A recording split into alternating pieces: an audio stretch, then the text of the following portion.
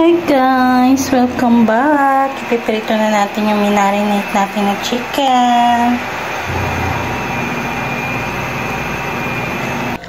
Gusto ko crispy ang kalalabasan niya, kaya 2 beses ko siyang ipiprito. At para maging crispy din siya, dapat deep fry ang gagawin natin. Kaya dapat lubog siya sa mantika. At pag magdi-deep fry ako, ang lagi ko lang ginagamit na lutuan ay yung maliit lang.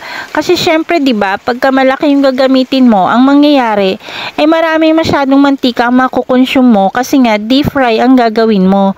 So ako, ganyan ang ginagawa ko at hindi naman ako nagmamadali na kailangan isang lagayan lang sa pagpiprito.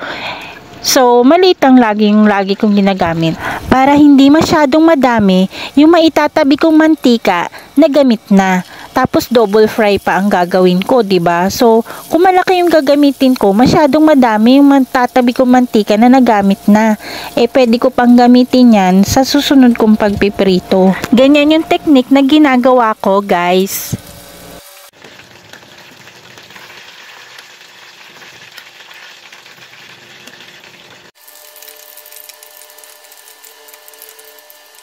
Ayan guys, ready na ang ating crispy fried chicken.